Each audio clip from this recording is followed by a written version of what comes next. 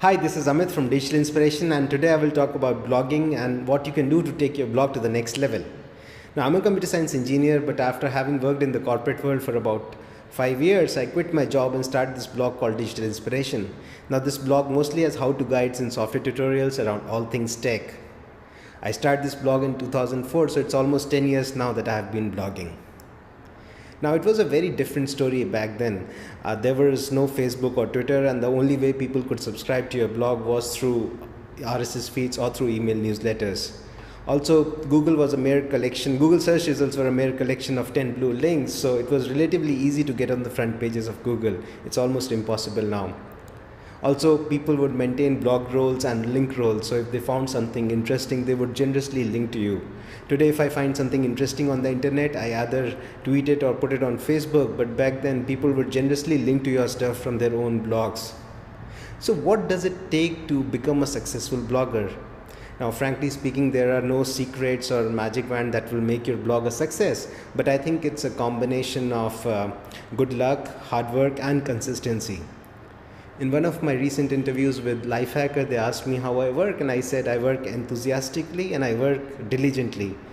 I do not see my blog as work. I see that as my hobby. It's like getting paid for your hobby. I'm always looking forward to working on my site the next morning. I'm always looking to improve my site, and I think this attitude has kept me going all these years.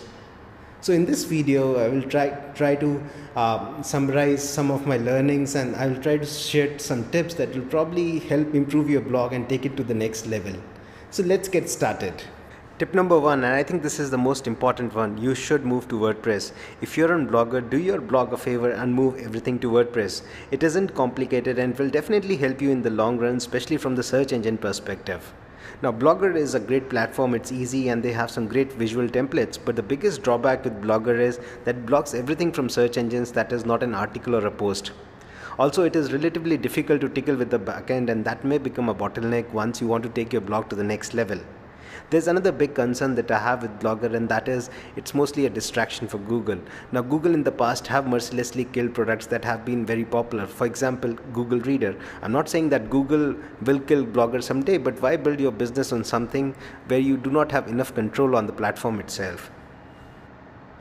The content you write is definitely the most important part, but at the same time, you got to have a good and interesting writing style to really attract an audience. You just cannot say that this is how I write, this is my site, and that's how it will be. Good writing is a gift that comes naturally to some of us, but if you happen to be in the other half, please get some good books.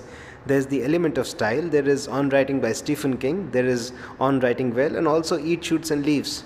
Write the drafts in a proper editor. You could use Microsoft Word or Poetica because these will highlight all the typos and grammatical errors in your writing. You don't want them to appear on the main site because that will convey a really bad impression. I would also recommend getting a style guide, something like the New York Times style guide or the Associated Press style book, because they will help you develop a consistent writing style.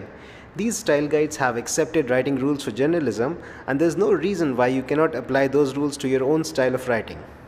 Don't try to imitate someone else's style. You have your own personal style, and your blog readers are following your blog because they love your style.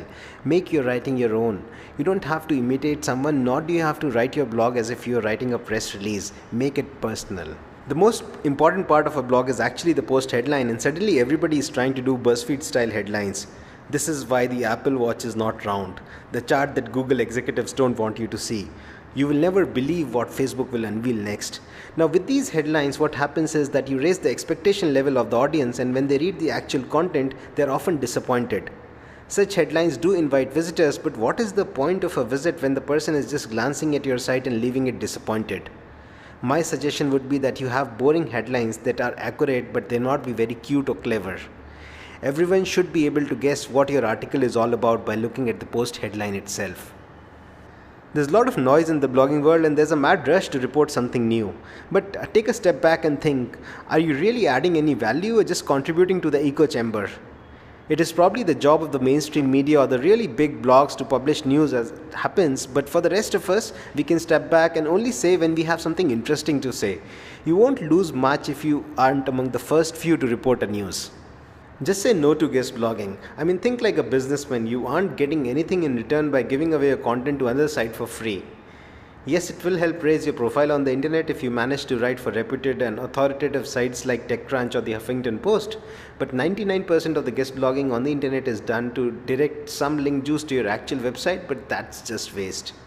Also, as your blog will grow popular, you will see that big publishers are approaching you asking for permission to republish your stuff.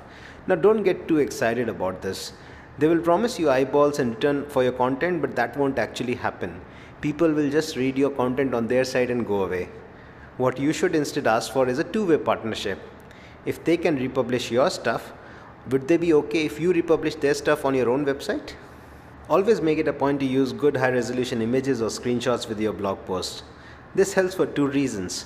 When people share your content on social sites like Twitter and Facebook, your story may stand out in their crowded newsfeed just because of that image. The other important reason is that you can cleverly use images to draw attention to parts of a page that you want to emphasize. And if your articles are really long, you can use an image to add breakpoints, to add visual breakpoints. And it goes without saying that you should only use images that you have either captured or those that are in the public domain or under Creative Commons. And never ever use stock images on your blog. They look good on corporate sites but not on blogs. It is definitely important to rank well in Google search pages, but the problem is that none of us really know how Google works. They have some 200 plus factors to decide the ranks of web pages, and we only know about a few of them. The fact is that as long as you have the basics right, the cream will automatically rise to the top. So here are a few SEO related tips that will probably help improve the visibility of your blog in search engines. 1. Have an HTML sitemap so that all your pages are no more than 2 or 3 levels deep from the home page. This will help the Google bot and other search engine bots discover your content. When writing blog posts, make sure that it's well organized and that it has headings, subheadings, and your images should have titles and captions. Always interlink your content so that both human visitors as well as the search bots can find the gold that's hiding in your archives. Also, when it's not just about the headlines, you should also pay special attention to the excerpt, because that will show up in search snippets and other places when people share your content on social sites, because people will use that snippet as well to decide whether they really want to click that link and come to your site or not. You should never rely on your blogging software to auto-generate that excerpt. You should always write it on your own. Any web page on your website has two parts. There is the main content, which includes the actual article that you have written, and then there is the common content, stuff like the navigation area, the footer, the sidebar, stuff that's present across all pages on your site. So in your HTML source, you should ensure that the main content is above the common content, because that will help search engines understand what your page is all about. Also, you should use breadcrumbs, because that will help search engines understand the organization of content on your site. Do pay attention to your site's typography, because reading experience matters. Google has released some good fonts like Roboto, OpenSense that look good across all screens, including mobile devices, and you can consider using these fonts on your website as well. Site speed is definitely important, because if your website doesn't load in few seconds, people will abandon your site and go to another one. So what you can do about it? You can switch to a good host, make sure that your images are compressed, your site's assets like the CSS and JavaScript files are cacheable, and also try to keep your site simple. I mean, keep all the bells and whistles out of your site so that your pages load fast. And goes without saying that you got to switch to a responsive design. It's a Google recommended practice, and it will also help you save you time, because you don't have to maintain two versions of your site, one for the desktop and one for the mobile. While you may be drowning in email, there are a lot of people who still prefer to get their daily dose of news through the email newsletter, and it's therefore important that you use a professional service to send your email newsletters. Now, services like MailChimp have an RSS to email functionality that will automatically convert your RSS feed into an email newsletter, but I would suggest is don't use these services. Instead, handcraft your email newsletter, because the response rate, the open rate will be much higher. Good and useful content automatically spreads on the internet, but if that's not happening with your content for some reason, it may not be a bad idea to pitch people. But who should you pitch? Fellow bloggers? Well, there is no harm if you can keep your emails short and do it occasionally, but do you really know who you should contact when you have written something good and useful? You should contact someone who has previously commented on your story. You should contact someone who has previously shared your story on social sites. These are the people who are really fans of your work, and they will happily evangelize your content, and I think it's much better going after them than the influencers who are extremely busy and they may not even have the time to read your emails. When someone lands on your website for the first time, they are very likely to check your About Us page to know more about you and whether you are really an expert at some topic. So that's your window of opportunity to impress him and to convert him from a casual visitor into a regular visitor. So make sure that you have written a really good About Us page. But what should it contain? Well, it must have links to your most popular, your most important post that you have written. You should make it easy for people to subscribe to your content. There should be a search button so that people can search your archives. And if you've ever been mentioned in the press or the media, make sure that you have a list there, because that will make your bio more credible to someone who doesn't know you. Lists are probably the easiest way to get traffic on your website. They're easier to scan, they're easier to write, and they're more likely to go viral. Now, once in a while is okay, but if you're only focused on producing list posts on your blog, readers are less likely to appreciate it. If you've been blogging for a while, you know that there is old content in your archives that's either not relevant, or some of the links in the old articles may no longer be working. Now, I would suggest keep updating your old articles so that they always stay fresh and relevant. This may be your personal preference, but if something is of no use, it can probably be removed from your blog. Because you're not running a newspaper or a legal firm where every document has to be preserved. I'll give you an example here. I had a lot of Orkut related posts on my blog. They were relevant and useful when I wrote them a few years ago. But now that Orkut is no longer available, those posts are pretty useless. So I had two options. I can either let them stay in the archives, or I may get rid of them permanently and direct all that juice to something more relevant and more related. Think of the reader first and the revenue later. Now, advertising is definitely important, but if you only focus on the commercial angle for your blog, it is difficult to build a loyal audience in the long run. AdSense, buy-sell ads and blog ads are some good advertising networks, but you should always stay away from those low-end advertising networks that happily run scam ads on your site, because ultimately you are responsible for what ads are shown to your visitors on your site. You can easily attract the attention of other website owners by generously linking to them, because your blog post will show up in their site logs. They may check out your blog and ultimately help spread the word among their audience. You can also add depth to your post by linking to other websites that have covered the same topic but may have a different perspective.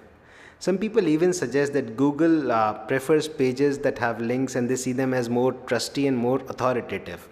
I'll give you the example of a medical site here. So you have two sites that have almost the same kind of content, but in the first site links to all the research papers, all the websites that it has referred to before creating that page, and the other site has no links, it has just text.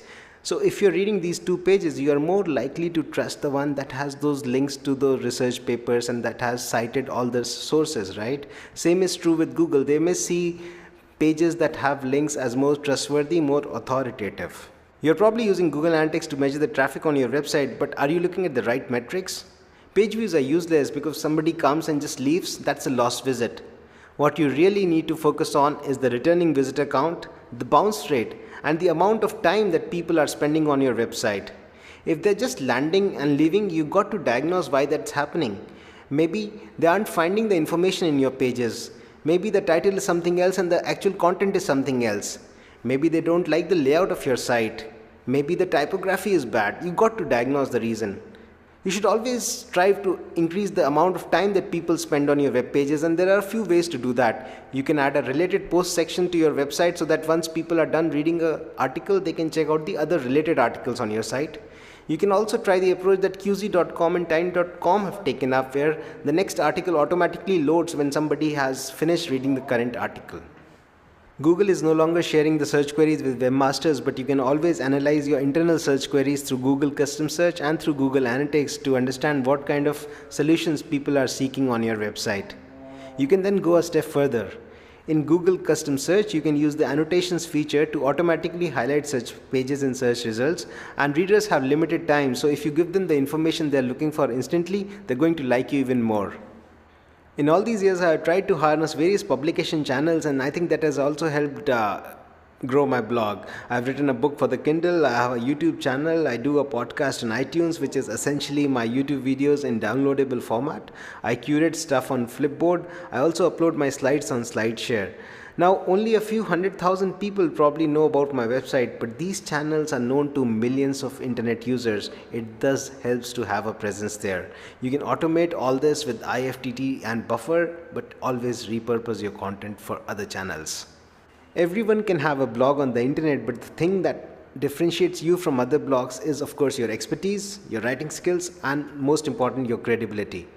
The editorial should be completely separate from the business side of the blog because your readers are 10x smarter than you think. The blog world operates on the principle of transparency, and that should be your guiding principle as well.